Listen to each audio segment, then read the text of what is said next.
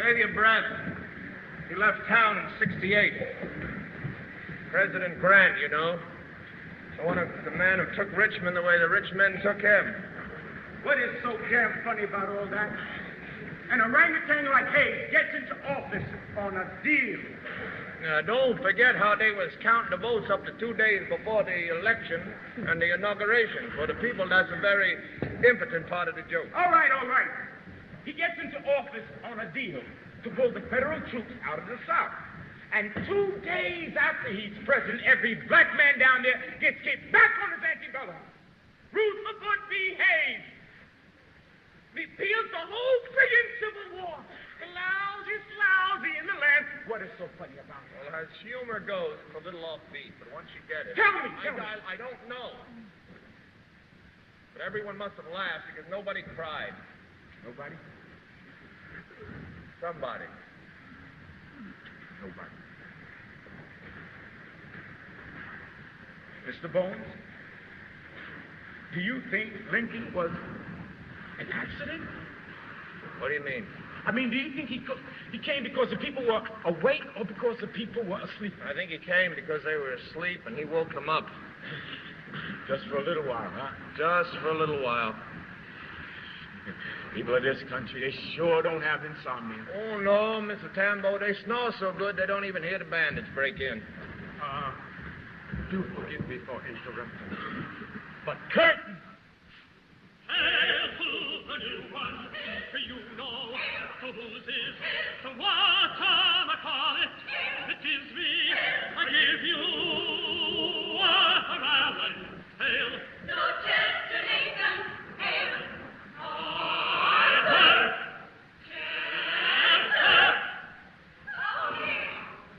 Chester Allen Arthur, president. Incredible. No, ridiculous. The son of a bitch doesn't even have a last name. I only put him on the ticket because nobody ever heard of him. Senator Conklin, Babcock, Mr. Belknap, Mr. Burgundy. That's right. You know these gentlemen. Yes, sir, from when President Grant was here. Yes. Well, where is Mr. the President? Can't even say it. Getting dressed for the swearing-in ceremony, sir. Him and his clothes. He's got more suits than a stacked deck. Not one of them fits him for the presidency. Chet! We want to be among your first well-wishers. Good morning, Chet. God knows you don't have many.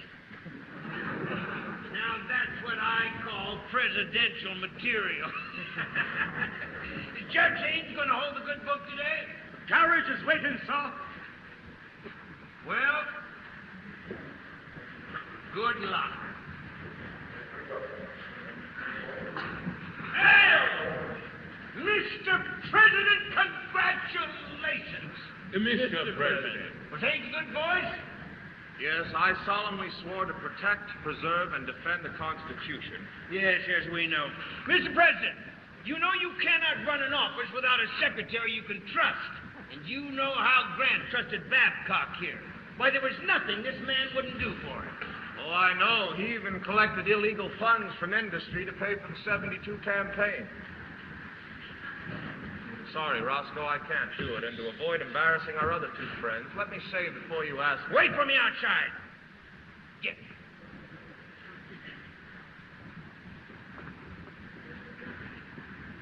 Now, you listen to me, Your Excellency. There are 55 million people in this country, and over half of them are women and children and don't vote. Now, the remaining 25 million, less than a third, do vote. And none of them voted for you. I put you on the ticket, and a bullet elected you president. Your constituency is in this room, and the people you have to serve are called Republicans. If it didn't bother you to accept their nomination for vice president after 253 indictments under Grant, it shouldn't bother you to reappoint those three men now. But it does bother me now. Then get over it. If you suddenly got religion, obey your maker. That's me. You've got one friend in this town, and his name is Senator Roscoe Conklin. What the hell are you going to do if I walk out? First thing I'm going to do is redecorate this house. Hasn't been touched since Monroe. Damn it! If I had the slightest idea you had any integrity, I never would have put you on the ticket. Before I'm done with you, you'll wish you were Garfield. You!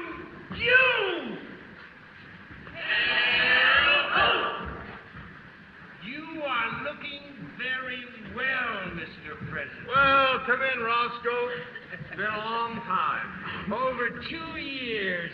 But you've been a busy man, sir. Not to the satisfaction of everyone, I'm afraid. No. But most, I hope. Well, most of the people, as opposed to most of the money. Yeah, they always are opposed, aren't they? That's why I'm here, Mr. President. It's renomination time. And I want to help you. Well, I thought the money wanted Blaine. They do, sir.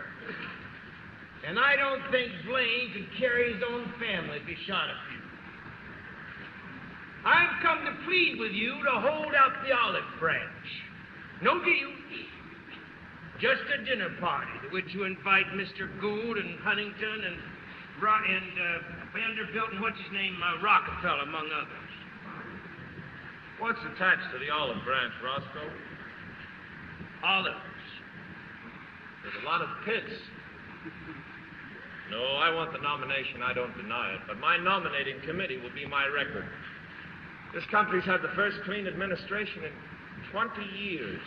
I think the people know and have a voice and will respond. If they get a chance to. And they won't unless you're renominated. And you won't be renominated if you think you can buck the buck. Think about it, Mr. President. One small dinner party.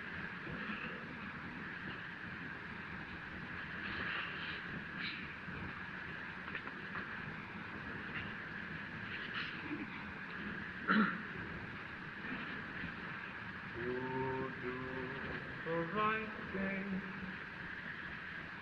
the best that we can. Does this not deserve to be thought the mark of a man? Ready, everybody, the dinner party.